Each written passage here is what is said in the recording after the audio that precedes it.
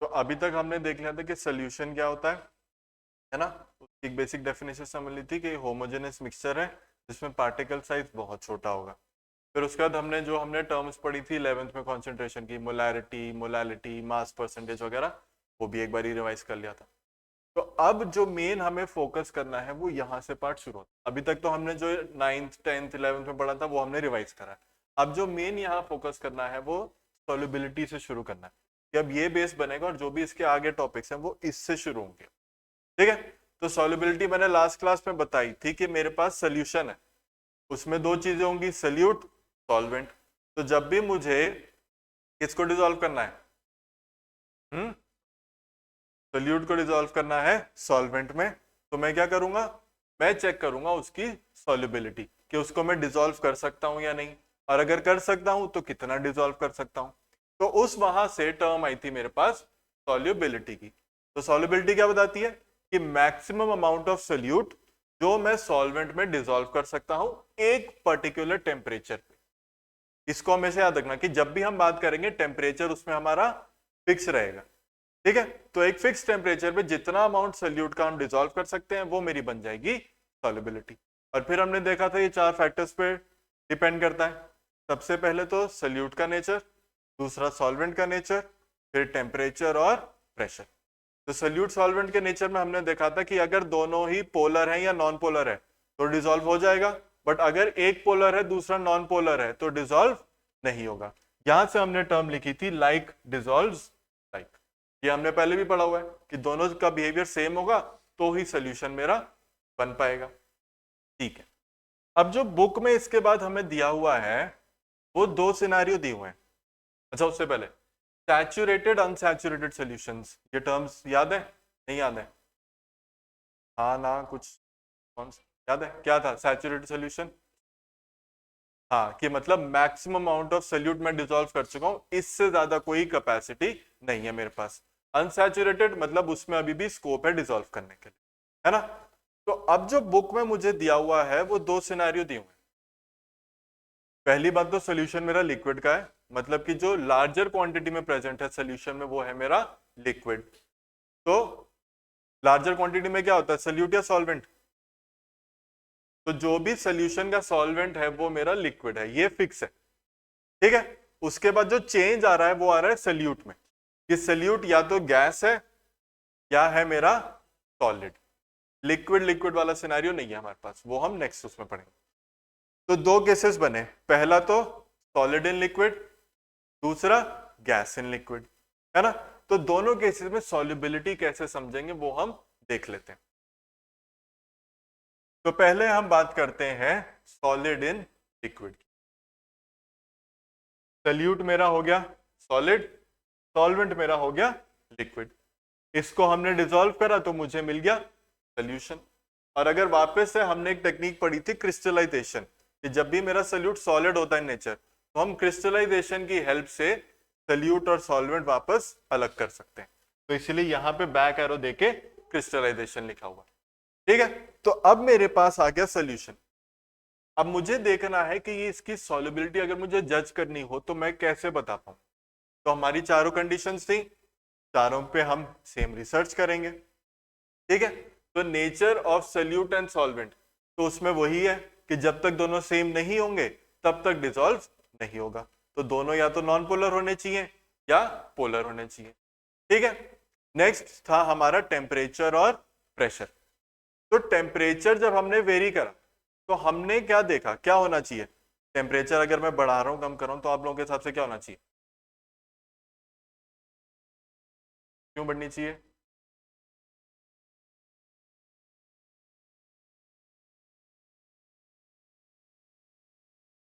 अच्छा, ठीक है, ये एक पॉइंट तक ठीक है, और कुछ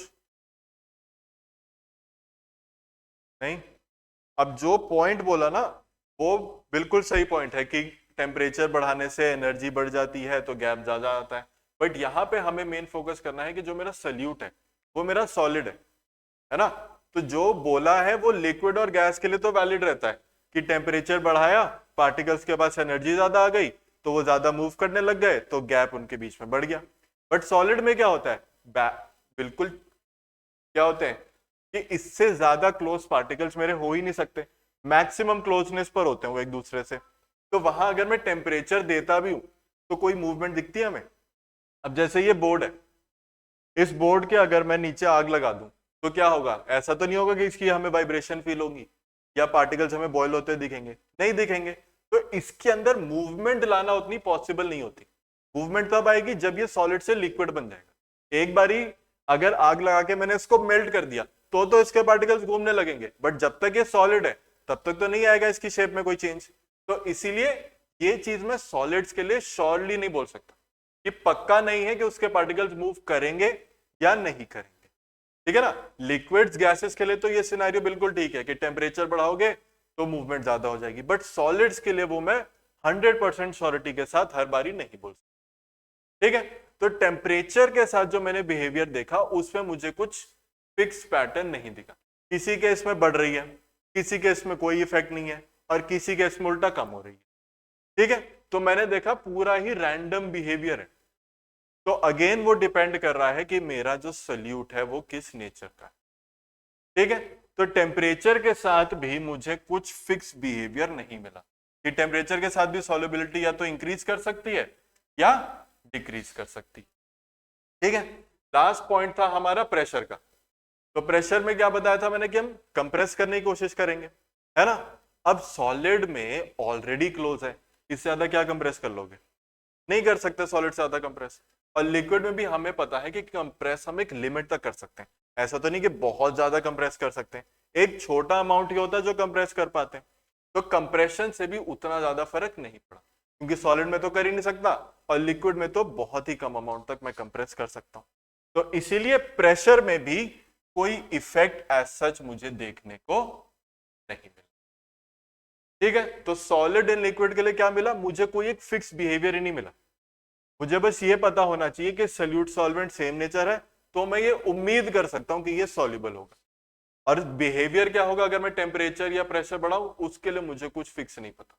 वो मुझे एक्सपेरिमेंट करके स्टडी करके ही पता चलेगा। क्लियर है ये पॉइंट? पक्का? नोट कर लो फिर से।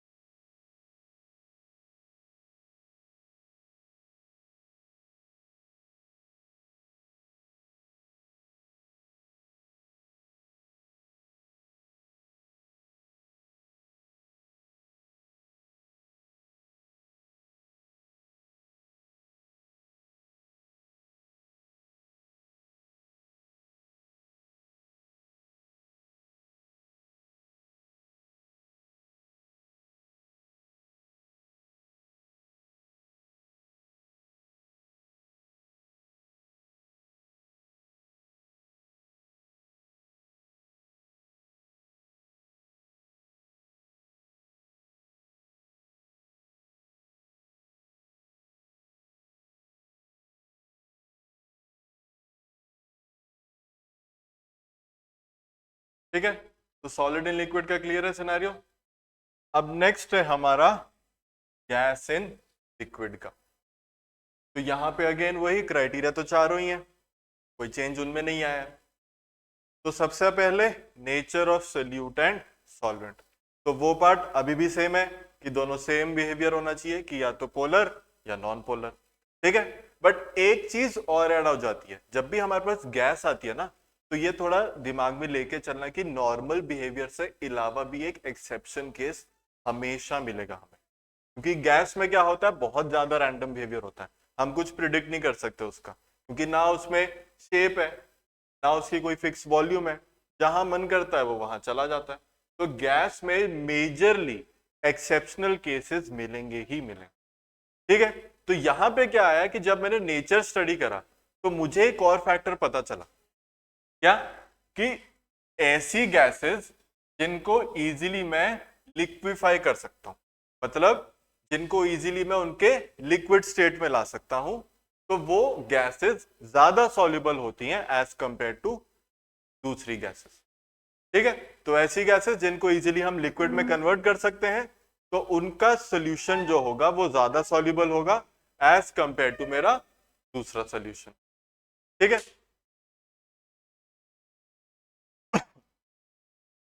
सबसे कॉमन एग्जांपल इसका हमारा CO2 है। जो भी कोल्ड ड्रिंक्स वगैरह हम यूज करते हैं उसमें क्या होता है, CO2 डिसॉल्व होती है, तो वो क्या होता है, क्योंकि CO2 इजीली लिक्विड में हमारा कन्वर्ट हो जाता है, इसीलिए मैं उसको आसानी से स्टोर कर पाता हूं, आसानी से उसको सोल्यूशन बना पाता हूं। ठीक है, नेक्स्ट फैक्टर टेम्परेचर। टेम्परेचर जैसे अभी बताया क्या कि टेम्परेचर बढ़ाने से पार्टिकल्स मूव करेंगे, है ना, तो मूव करने से क्या होगा कि लिक्विड और गैस दोनों के पास एनर्जी आ गई। अब दोनों के पार्टिकल्स रैंडम घूम रहे हैं, तो गैस के तो ऑलरेडी रैंडम घूम रहे होते हैं, तो उनके पार्टिकल्स और ज्यादा रैंडमली घूम रहे हैं। तो मान लो अगर दो पार्टिकल्स यहां थे गैस के, उनको एनर्जी दी, अब वो इतनी दूर हो गए, फिर वो इतनी दूर हो गए, तो वो बहुत ही ज्यादा दूर एक दूसरे से जाते जा रहे हैं। और हमने डिसॉल्व के लिए क्या पढ़ा था कि जो लिक्विड के पार्टिकल्स हैं उसके बीच में हमारा गैस या सॉलिड का पार्टिकल आके फिक्स हो जाता है। बट अगर पार्टिकल इतना रैंडमली मूव कर रहा है, उसके पास इतनी एनर्जी है कि मैं उसको कहीं फिक्स ही नहीं कर पा रहा, तो डिसॉल्व करने में भी मुझे इश्यू आएगा, है ना। तो इसमें क्या हुआ, जैसे ही हमने टेम्परेचर बढ़ाया एनर्जी बढ़ गई लिक्विड गैस दोनों की, बट गैस के पार्टिकल्स में इतनी एनर्जी आ गई कि उनको मैं एक फिक्स पोजीशन कर ही नहीं पा रहा, तो इसीलिए मेरी सॉल्युबिलिटी हो गई इंक्रीज। टेम्परेचर बढ़ाया तो सॉल्युबिलिटी हो गई डिक्रीज, किस केस में, जब गैस की बात करूंगा इन लिक्विड सॉल्यूशन। ठीक है, लास्ट है हमारा प्रेशर। तो प्रेशर से क्या होता है, जब भी प्रेशर अप्लाई करते हैं, कंप्रेस करते हैं हम, तो क्या होता है, पार्टिकल्स एक दूसरे के पास आ जाते हैं। तो क्या होगा, गैस को कंप्रेस करोगे उसके पार्टिकल्स एक दूसरे के पास आने लगेंगे, पास आने लगेंगे तो उनका थोड़ा मूवमेंट कम हो जाएगा, ऑब्वियसली मूवमेंट कम हो गया तो उनको फिक्स करना मेरे लिए आसान हो गया, फिक्स करना आसान हो गया तो मतलब डिसॉल्व करना आसान हो गया। ठीक है ना, तो प्रेशर से इंक्रीज करने के साथ सॉल्युबिलिटी भी इंक्रीज होगी, टेम्परेचर से इंक्रीज करने के साथ सॉल्युबिलिटी डिक्रीज हो जाएगी। क्लियर है चारों केस कैसे होगा। तो स्पेशल केस याद रखना कि नेचर पे ये भी डिपेंड करेगा कि गैस जो इजीली लिक्विफाई हो सकती है वो ज्यादा सॉल्युबल होगी as compare to normal gas, और बाकी टेम्परेचर और प्रेशर तो है। ठीक है, इसे भी नोट कर लो।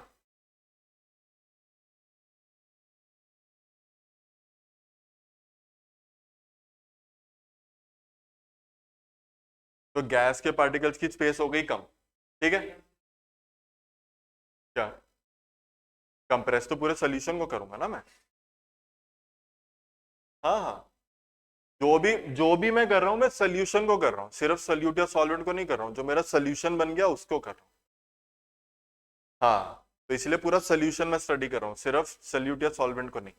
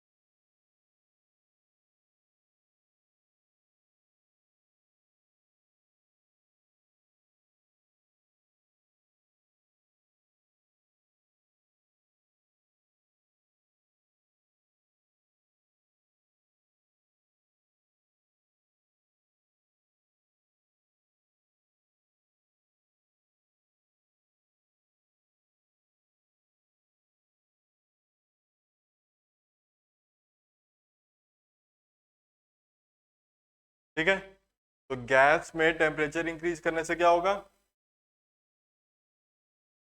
और प्रेशर इंक्रीज करने से, ठीक है।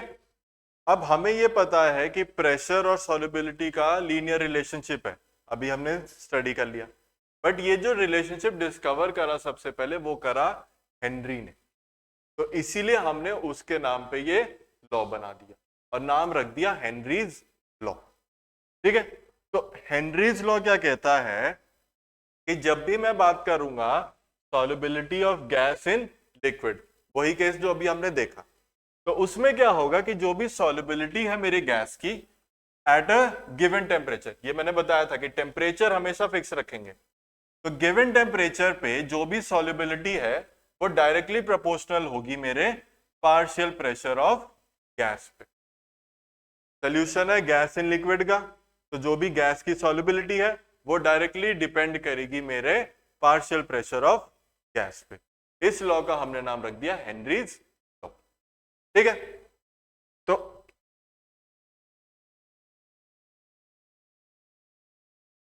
यहां पे हमें बोला कि जो प्रेशर है डायरेक्टली प्रोपोर्शनल है सॉल्युबिलिटी के, ठीक है। अब सॉल्युबिलिटी क्या थी मेरी, कि कितना ज्यादा सल्यूट में डिसॉल्व कर सकता हूं, है ना। तो उसके लिए कौन सी टर्म पढ़ी थी हमने, अगर मुझे बताना हो कि एक कंपाउंड का कितना अमाउंट है with respect to overall solution, भले ही मोल्स में बताना हो या वॉल्यूम में बताना हो, मोल फ्रैक्शन, मोल फ्रैक्शन हमने क्या पढ़ा था कि सल्यूट या सॉल्वेंट के जो भी मोल्स हैं डिवाइडेड बाय टोटल सॉल्यूशन, तो मुझे पता चल जाएगा कि अगर मैं सल्यूट की बात कर रहा हूं तो टोटल सॉल्यूशन में से मेरे पास सॉल्वेंट कितना है या सल्यूट कितना है, वो मैं इजीली कैलकुलेट कर सकता हूं मोल फ्रैक्शन से। तो इसीलिए यहां पे हमने सॉल्युबिलिटी को रिप्लेस कर दिया मोल फ्रैक्शन, ताकि मैं उसको विटनेस कर सकूं। सॉल्युबिलिटी मैंने बोल दी, ठीक है भाई, हाँ सॉल्युबल है, बट विटनेस करने के लिए मुझे कोई तो एक कॉन्सेंट्रेशन टर्म चाहिए होगी ना, जिससे मैं स्टडी करके समझ पाऊं कि हाँ इनफैक्ट सॉल्युबिलिटी इंक्रीज हो रही है कि नहीं। तो उसके लिए हमने यूज करा मोल फ्रैक्शन। तो मोल फ्रैक्शन क्या है कि टोटल सोल्यूशन में कितने नंबर ऑफ मोल्स हैं सल्यूट के, उससे मुझे पता चल जाएगा। तो जैसे जैसे मोल फ्रैक्शन बढ़ रहा है मतलब कि number of moles of solute भी बढ़ रहे हैं, सिंपल सी बात है। तो जैसे जैसे वो बढ़ रहा है मतलब सॉल्युबिलिटी बढ़ रही है, तो इसीलिए सॉल्युबिलिटी को स्टडी हम करते हैं यूजिंग मोल फ्रैक्शन, ठीक है। तो वही रिलेशन उन्होंने यहां बताया कि जो भी पार्शियल प्रेशर है डायरेक्टली प्रोपोर्शनल है उसके मोल फ्रैक्शन, हाँ, और सॉल्यूट यहां पे हमारा गैस है, ठीक है, तो मोल फ्रैक्शन ऑफ गैस। अब हमने ये पढ़ा है कि जब भी प्रोपोर्शनैलिटी प्रोपोर्शन साइन को हटाना है तो एक कांस्टेंट लाना पड़ेगा, तो वो कांस्टेंट हमने डिनोट कर दिया KH से और इसको नाम दे दिया हेनरीज कांस्टेंट, ठीक है। तो फाइनल इक्वेशन जो या फॉर्मूला जो बन के आया वो आया कि pressure is equal to Henry's constant into mole fraction of gas, ठीक है। तो कुछ नहीं करा है, बस जो अभी हमने पढ़ा था उसका हमने एक फॉर्मूला बना दिया और फॉर्मूला में सॉल्युबिलिटी हम मेजर कर रहे हैं यूजिंग मोल फ्रैक्शन। क्लियर है इतना पॉइंट। तो अगर इसका हम ग्राफ ड्रॉ करें तो मुझे पता है लीनियर रिलेशनशिप है, मतलब कि प्रेशर बढ़ेगा तो सॉल्युबिलिटी भी बढ़ेगी, तो स्ट्रेट लाइन आ गई। तो स्ट्रेट लाइन में मान लो मोल फ्रैक्शन मेरा यहाँ पे 0.5 है, तो यहाँ पे मैंने देखा उसके करस्पॉन्डिंग प्रेशर मेरा 0.8 है, फिर मैंने मोल फ्रैक्शन फिर बढ़ाया 0.7 करा, तो प्रेशर भी कैसा हो रहा है, बढ़ रहा है। अब मान लो ये 1.2 हो गया, तो क्या हुआ, जैसे जैसे मोल फ्रैक्शन बढ़ा रहे प्रेशर भी मेरा बढ़ता जा रहा है, तो वो प्रूफ भी हो गया। तो ऐसे एक्सपेरिमेंटली भी मैंने उसको कंफर्म कर, ठीक है। तो जब भी इसका ग्राफ बनेगा एक स्ट्रेट लाइन प्लॉट कर देंगे,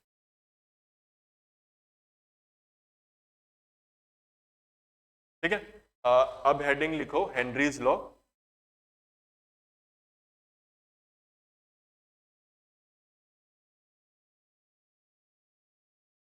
इसमें लिखो द सॉल्युबिलिटी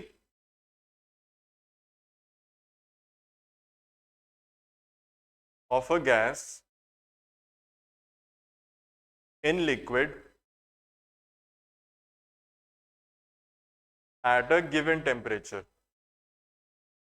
है ना, ये लाइन लिखना मत भूलना, at a given temperature, is directly proportional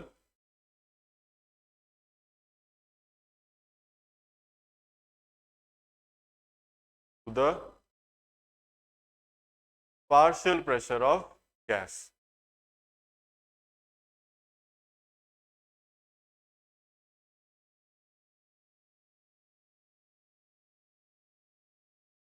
ठीक है, अब इसी के नीचे नोट हेडिंग देके एक पॉइंट लिख लो, इसमें लिखो फॉर प्रैक्टिकल पर्पसेस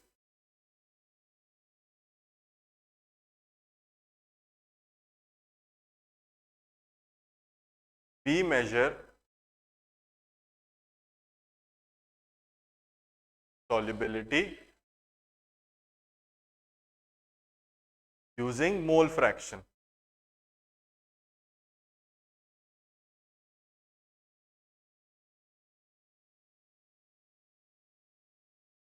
ठीक है, तो सॉल्युबिलिटी हम मोल फ्रैक्शन के हेल्प से मेजर करेंगे।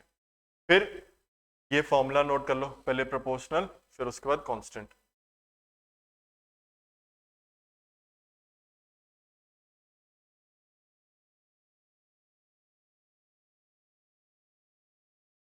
ये पार्ट भी लिख लेना ताकि पता रहे कौन सा क्या है।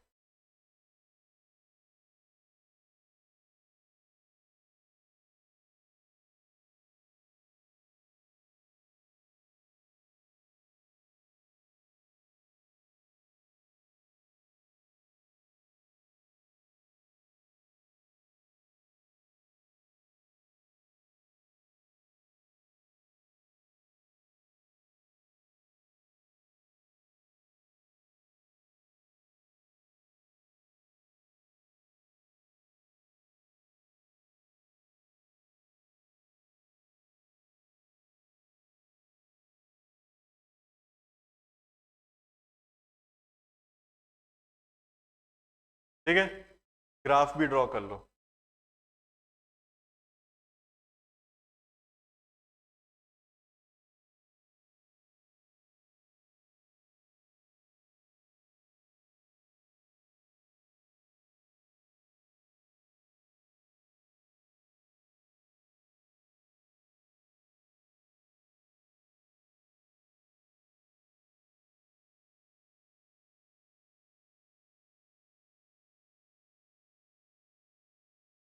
ठीक है, तो जैसे जैसे प्रेशर बढ़ाते जाएंगे सॉल्युबिलिटी मेरी बढ़ती जाएगी। अब इसका प्रैक्टिकल एग्जांपल्स अगर हम देखें तो बहुत मिलते हैं हमें रियल लाइफ में। एक तो मैंने बता ही दिया था कि जो कोल्ड ड्रिंक्स या सोडा में जो CO2 हम करते हैं, कि क्या करते हैं, उसको हाई प्रेशर पे स्टोर करते हैं, तो CO2 ज्यादा अमाउंट में डिसॉल्व होता है। जैसे ही बॉटल खोलते हैं प्रेशर कम हो जाता है तो CO2 रिलीज हो जाता है in the form of bubbles, है ना। तो सबसे पहला एप्लीकेशन तो यही हो गया हमारा कि जो भी सॉफ्ट ड्रिंक्स या सोडा वाटर उसमें CO2 हाई प्रेशर पे स्टोर करो ताकि सॉल्युबिलिटी ज्यादा हो जाए। जैसे ही उसका कैप खोलोगे प्रेशर कम हो जाएगा तो सॉल्युबिलिटी भी कम हो जाएगी, और फिर जो CO2 स्टोर था उसमें से कुछ CO2 रिलीज हो जाएगा in the form of bubbles. ठीक है, नेक्स्ट जो एग्जाम्पल है वो है स्कूबा डाइवर्स का। स्कूबा डाइविंग क्या होती है, वगैरह में तो देखा ही होगा, क्या करते हैं। हाँ, बेसिकली मतलब अंडर वाटर जाके मरीन लाइफ एक्सप्लोर वगैरह करना। तो उसमें क्या होता है, जो डाइवर्स होते हैं उनके पास एक अपना ऑक्सीजन सिलेंडर होता है और एक वो अपैरेटस होता है जिससे वो ब्रीथ करते हैं। तो उसमें होता क्या है कि जैसे ही हम नीचे जाते हैं तो क्या होता है, जितना नीचे जाते जाओगे सी लेवल से प्रेशर उतना ज्यादा आता रहेगा तुम्हारे ऊपर, बॉडी उतना ज्यादा प्रेशर फील करती है अपने ऊपर। तो क्या हुआ, प्रेशर बढ़ रहा है तो जो भी गैसेस हैं वो ज्यादा डिसॉल्व हो जाएंगी हमारी बॉडी में। क्यों, क्योंकि प्रेशर बढ़ गया। अब प्रेशर बढ़ गया तो गैसेस की सॉल्युबिलिटी भी बढ़ेगी, तो जो भी बॉडी में गैसेस हैं ऑक्सीजन नाइट्रोजन वगैरह वो सब ज्यादा अमाउंट में डिसॉल्व होने लगे। ठीक है, तो तुम नीचे एक्सप्लोर कर रहे हो, वो कर रहे हो, फिर जैसे ही एक्सप्लोर करने के बाद ऊपर आओगे तो क्या होगा, प्रेशर ग्रेजुअली कम होता जाएगा जैसे जैसे सी लेवल पे आ रहे हो, है ना। तो अभी यहां थे, मान लो प्रेशर 100 है, थोड़ा ऊपर है प्रेशर हो गया 60, और ऊपर जा रहे हो प्रेशर हो रहा है 30। तो जैसे जैसे ऊपर जाते जा रहे हो सी लेवल पे तो प्रेशर मेरा कम होता जा रहा है। तो मतलब क्या हो रहा है कि सॉल्युबिलिटी जो गैस की है वो भी कम होती जा रही है। तो सॉल्युबिलिटी कम होने पे क्या होगा, कि जो भी गैस मेरी बॉडी में स्टोर है वो अगेन बबल्स के फॉर्म में रिलीज होगी, क्योंकि सॉल्युबिलिटी कम हो गई अब मेरी। तो जो भी ये बबल्स रिलीज होंगे, इसमें क्या होता है, जो नाइट्रोजन के बबल्स रिलीज होते हैं वो हमारे ब्लड में जो कैपिलरीज होती हैं उनको ब्लॉक कर देते हैं, और उससे बॉडी को बहुत ज्यादा पेन एक्सपीरियंस होता है। इस कंडीशन को हम नाम देते हैं बेंड्स का। ठीक है ना। तो क्या होता है कि कैपिलरीज को ब्लॉक कर देते हैं और एक बहुत सीरियस मेडिकल कंडीशन हो जाती है उससे, जिसको हम नाम देते हैं बेंड्स का। तो क्या हुआ, नीचे गए, प्रेशर हाई, गैस ज्यादा बन गई, ऊपर आ रहे हो आ रहे हो आ रहे हो, सॉल्युबिलिटी डिक्रीज हो रही है, तो जो गैस स्टोर हुई थी अब वो रिलीज होती जाएगी, तो रिलीज होके वो कैपिलरीज को कर देगी ब्लॉक, तो जिस वजह से बेंड्स नाम की कंडीशन हो जाती है। तो इससे बचने के लिए क्या करते हैं स्कूबा डाइवर, जो उनका वो टैंक होता है ऑक्सीजन का टैंक, उसको वो थोड़ा डाइल्यूट कर देते हैं हीलियम से, ताकि जो प्रेशर है ओवरऑल वो थोड़ा कम हो जाए। तो ये कंडीशन में अवॉइड करो। क्लियर है। डाइल्यूट कर दिया, प्रेशर कम हो गया, तो नीचे जाके भी उतनी सॉल्युबिलिटी नहीं होगी मेरी। ठीक है, तो ऊपर आने पे वो रिलीज वाला सिस्टम नहीं होगा, तो ये बेंड्स वाली कंडीशन में अवॉइड कर दूंगा। ठीक है, तो क्या करते हैं ये tanks used by scuba divers are filled with air diluted with helium. तो हीलियम हमें पता है लाइट होती है, वो हीलियम बलून्स भी देखे होंगे, छोड़ दो तो ऊपर चले जाते हैं, तो इसीलिए हीलियम हम डाल देते हैं ताकि थोड़ा प्रेशर मेरा कम हो जाए, लाइट हो जाए मामला। ठीक है, और ये भी अच्छा ये एनॉक्सिया, अब ये भी ऑब्जर्व करा होगा कि जैसे अभी यहाँ हम बैठे हैं, तो क्या होता है, गर्मियों की छुट्टी हुई कहीं हुई, हम हिल्स पे चले गए, हिल्स पे जाके ट्रैकिंग वेकिंग कर रहे हैं, तो और फर्दर हाइट पे चले गए, तो क्या होता है, थोड़ी ब्रेथलेसनेस फील होने लगती है, ऐसा लगता है कि सांस नहीं आ रही ढंग से, या थकान हो रही है, या मुझे समझ ही नहीं आ रहा क्या हो रहा है, चक्कर आ रहे हैं, है ना। तो वो भी इस वजह से होता है, जैसे जैसे हम ऊपर जाते रहते हैं प्रेशर जो है वो कम हो रहा होता है, प्रेशर कम हो रहा होता है तो मतलब एयर में जो ऑक्सीजन है वो कम हो रही है, एयर में ऑक्सीजन कम हो रही है तो हम कम ऑक्सीजन ब्रीथ कर रहे हैं, हम कम ऑक्सीजन ब्रीथ कर रहे हैं तो माइंड हमारा ढंग से फंक्शन नहीं कर पा रहा है, ढंग से फंक्शन नहीं कर पा रहा है तो या तो मुझे ढंग से समझ नहीं आ रही है चीजें, या मुझे सांस नहीं आ रही है ढंग से, या मुझे चक्कर आ रहे हैं, ये जो भी ऐसा सिनेरियो होता है इसको हम बोलते हैं अनॉक्सिया। जो भी हाइट पे जाके ऑक्सीजन की कम प्रेजेंस की वजह से जो भी मेंटल इंबैलेंस होता है उस कंडीशन को हम नाम देते हैं एनॉक्सिया। अब ये तीनों एग्जांपल्स मैंने एक्सप्लेन इसलिए करे हैं क्योंकि इस पे वो क्वेश्चन आ जाता है, तुमसे ये नहीं पूछेगा कि वो हेनरीज लॉ क्या होता है या उसकी एप्लीकेशन क्या है, वो डायरेक्ट ये पूछेगा कि एक कंडीशन होती है बेंड्स या एनॉक्सिया करके, उसमें क्या होता है और क्यों होता है। तो एग्जाम्पल ये याद होने चाहिए तीनों के तीनों। ठीक है, तो इनको नोट कर लो।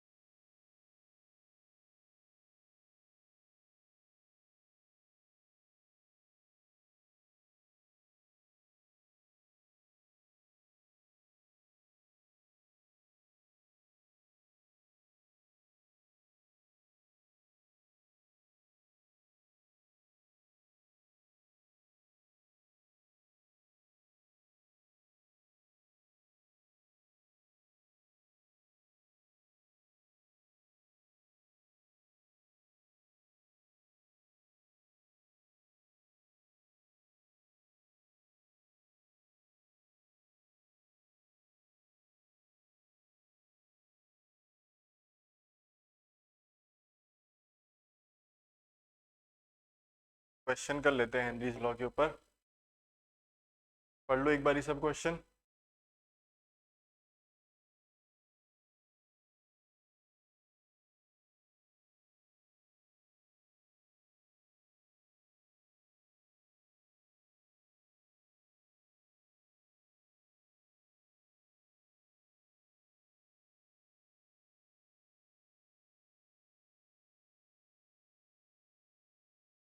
पढ़ लिया?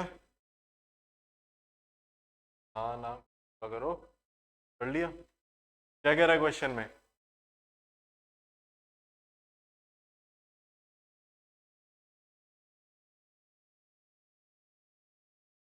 सीरियस भी मत तो बोला कर।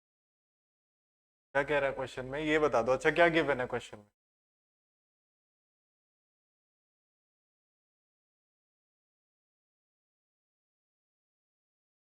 पार्शियल प्रेशर है और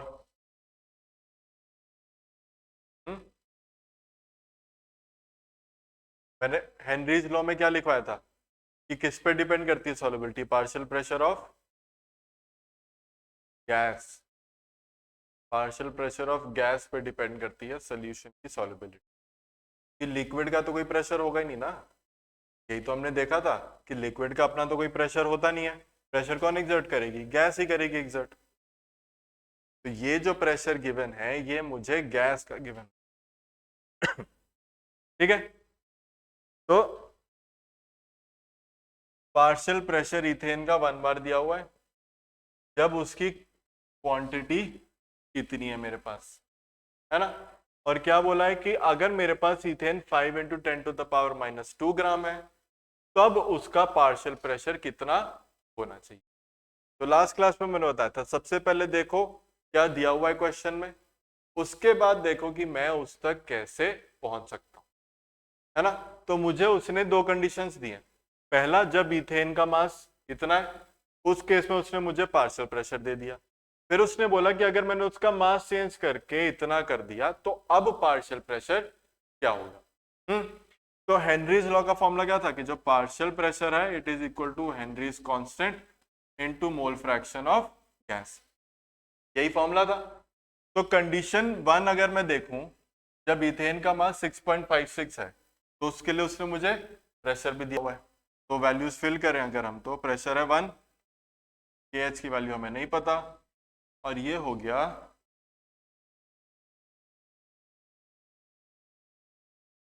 T अपॉन मोलर मास इसका upon total number of moles. यही होगा मोल फ्रैक्शन इथेन के लिए, कि number of moles of ethane divided by total number of moles. तो नंबर ऑफ मोल्स के लिए given mass by molar mass, तो गिवन मास लिख दिया, मोलर मास हमें पता नहीं। ठीक है, अभी इसको सॉल्व मत करना पूरी वैल्यूज को, क्यों? क्योंकि मैं बताता हूं।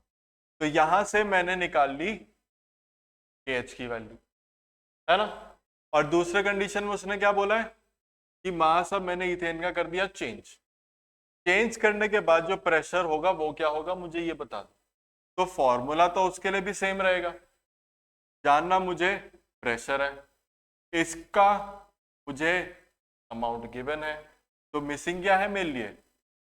KH। वो मैंने कहां से निकाला? पहली कंडीशन। क्लियर है यहां तक कि पहली कंडीशन को पुट करके KH निकाल लिया। अब उस KH की वैल्यू हम सेकंड में डालेंगे कि कांस्टेंट तो सेम ही रहेगा, कांस्टेंट की वैल्यू थोड़ी चेंज होगी। तो कांस्टेंट की वैल्यू निकाली, यहां पे पुट करेंगे और जो अमाउंट चेंज करा है उसको पुट कर देंगे। ठीक है,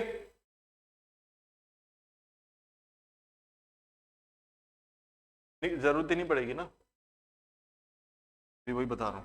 तो KH की वैल्यू यहां से मेरे पास आ गई। अब यहां पे मैं रख देता हूं, तो KH आया मेरे पास 1 अपॉन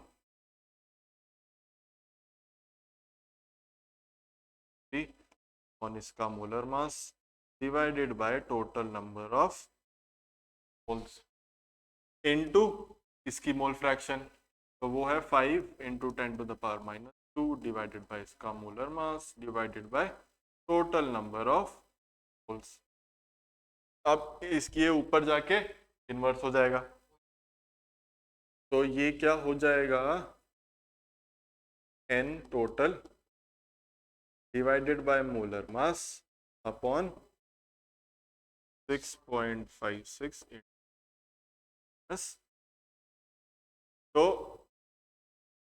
ये तो हो गया एज इट इज, इसीलिए कहा था कैलकुलेट मत कर, है ना, क्योंकि ये डायरेक्टली कैंसिल हो गया। पहले मैं पूरी कैलकुलेशन करूं, फिर मैं उसमें वैल्यूज पुट करूं, मैं और कैलकुलेशन बढ़ा लूं अपनी, तो मैंने डायरेक्ट फॉर्मूला पुट करा, ये वैल्यू से सीधा कैंसिल आउट ही हो गई। तो अब मेरे पास बचा 5 इंटू 10⁻⁻2 अपॉन,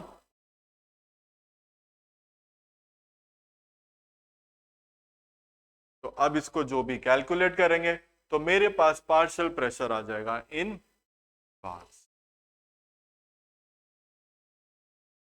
क्लियर है? पहले केस निकाल लिया, वैल्यू पुट करी, आंसर निकाल ली। ठीक है,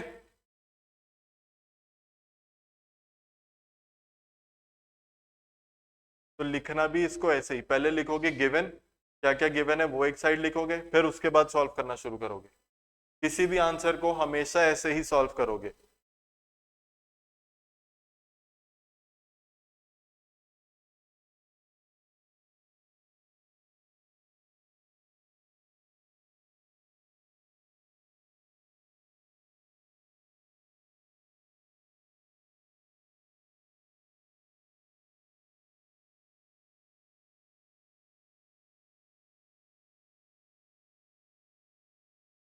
लिख लेना बैक एक्सरसाइज का क्वेश्चन नंबर 13।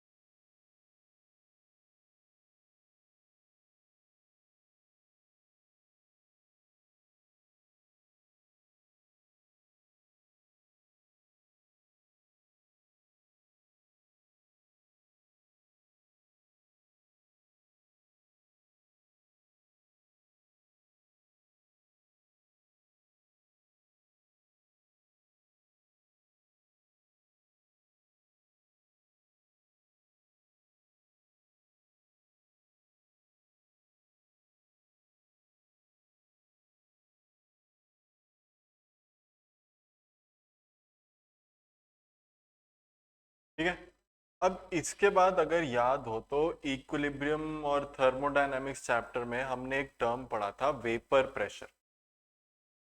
सुना हुआ वेपर प्रेशर? क्या था वेपर प्रेशर? आइडिया? कब? प्रेशर तो अभी हमने ये पार्शियल प्रेशर भी देखा है, तो ये भी गैस का ही प्रेशर।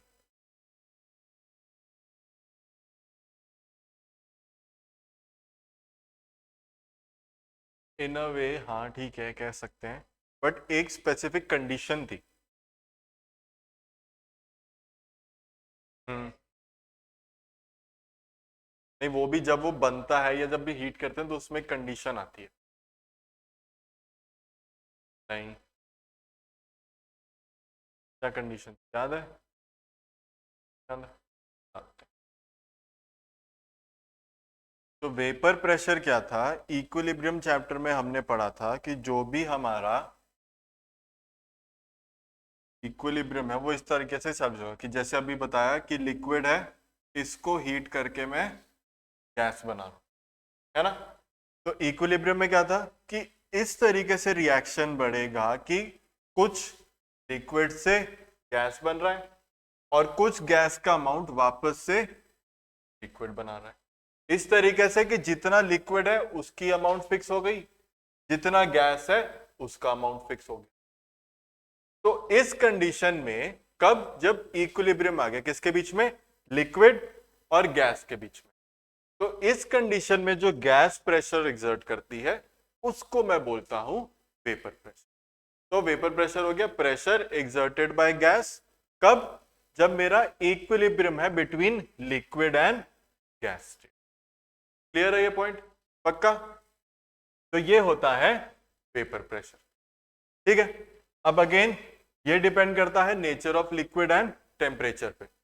तो ऐसा लिक्विड जिसके बीच में फोर्स ऑफ अट्रैक्शन कम है, फोर्स ऑफ अट्रैक्शन कम है तो मतलब मुझे इजीली उसको गैस बना सकता हूं मैं, ज्यादा हीट या टेम्परेचर देने की जरूरत नहीं पड़ेगी क्योंकि फोर्स ऑफ अट्रैक्शन ऑलरेडी कम है।